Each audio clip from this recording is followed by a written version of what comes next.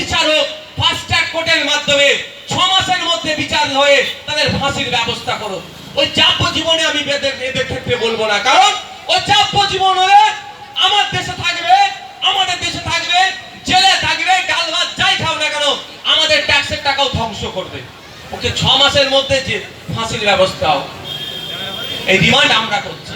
কিন্তু সাথে সাথে এটাও আমরা প্রশ্ন করছি, 2019 সালে পুলওয়ামাতে যারা অ্যাটাক করলো তারা কেন এখনো গ্রেফতার হলো না, বা কারা করেছিল, যারা যারা ছিল বা যে গোষ্ঠী ছিল এখনো তদন্ত কেন শেষ হলো না, বা তদন্তের অগ্রগতি কত দূর সেটাও আমাদেরকে জানতে ইচ্ছা করছে। এই প্রশ্ন যখন আপনি করবেন, এই প্রশ্ন যাতে না আপনি করেন সেই জন্যই আপনার আমার মাইন্ডে কি ঢুকিয়ে দেওয়া হলো, হচ্ছে হিন্দু মুসলমানের মধ্যে লড়াই। আসলো টেররিস্ট, যেটা শুনছে নাকি পাকিস্তান থেকে এসেছিল। আরে পাকিস্তান থেকে ওই অবধি আসলো, নির্বিচারে আমার ভাইদেরকে গুলি করলো, আমার ভাইদেরকে খুন করলো, শহীদ করলো, আবার তারা নির্দ্বিধায় পাকিস্তান চলে গেল। এই প্রশ্ন আসছে না মাথায়? কিন্তু আপনি করতে পারছেন না কেন? আপনার মাথায় তো ঢুকিয়ে দিয়েছে মুসলমান হিন্দুকে মেরেছে, হিন্দু খুন হয়েছে, মাথায় ঢুকিয়ে দিয়েছে আপনারা অন্য মাথায় ঢুকবে না। কিন্তু প্রশ্ন করতে হবে, আরে এত সেকেন্ড, প্রথম প্রশ্ন হচ্ছে ওই জঙ্গিগুলো এখানে আসে আর খুন করলো কিভাবে?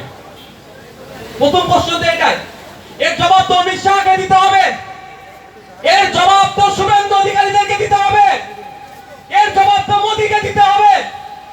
এই প্রশ্ন না আপনি আমি করে, সেই জন্য আপনার আমার মাথায় সাবজেক্ট ছেড়ে অবজেক্টটা ঢুকিয়ে দিয়েছে, আর আমরা অবজেক্ট নিয়ে খুব হই হই করছি, একে অপরের প্রতি অবিশ্বাসের বাতাবরণ তৈরি করে ফেলছি।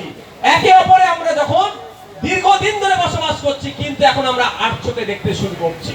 এই আর চোখে দেখতে দেখতে এই বিষে আক্রান্ত হয়ে বললেন আমার আগে শাহাবুদ্দিন সিরাজি সাহেব, একজন মহিলা ডক্টর, সেও এই বিষে আক্রান্ত হয়ে একজন তিনার অবচেতনে, হয়তো তার সচেতনতার অভাবে তিনি এমন কথা বলে ফেললেন, সমগ্র ডাক্তারের পেশাকে তিনি প্রশ্ন সম্মুখে করে দিলেন। বন্ধুগণ, আমাদের ভাবতে হবে, কিন্তু বুঝতে হবে এর মধ্যে কি ষড়যন্ত্র আছে। ষড়যন্ত্রটা উদ্ঘাটন না হওয়া পর্যন্ত আপনি হতে পারবেন না।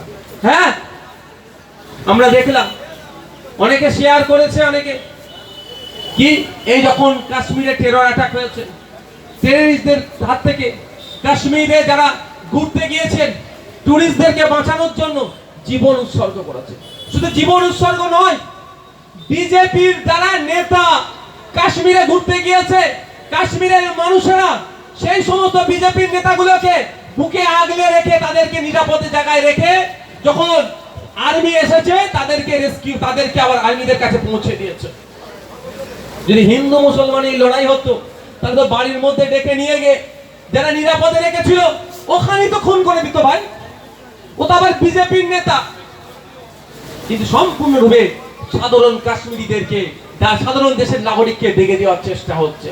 কিন্তু আমাদেরকে চোখ কান খুলে চলতে হবে। আমরা আজকে এই মঞ্চ থেকে, এই রক্তদান শিবির থেকে আমরা আওয়াজ তুলব, আমাদের 27টা ভাইকে খুন করেছে যারা, একটাও না তারা ছাড় পায়, তাদেরকে খুঁজে বার করে সর্বোচ্চ শাস্তি দিতে হবে, ফাঁসি দিতে হবে এমন 6 মাসের মধ্যে। এই আমার সাথে সহমত তো ভাই? হাত তুলুন তো ভাই যারা সহমত। তাহলে ফাঁসি চান তো আপনারা? কোনো মতেই না ছাড় পাই।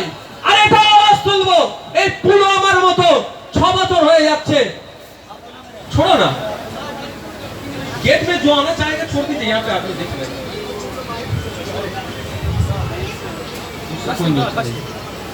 এটাও তুলবো আমরা আওয়াজ যে পুলওয়ামাতে যে ঘটনা ঘটেছে, যে তদন্ত হয়েছে, তদন্তটা এবার পাবলিক ডোমেইনে নিয়ে আসা হোক।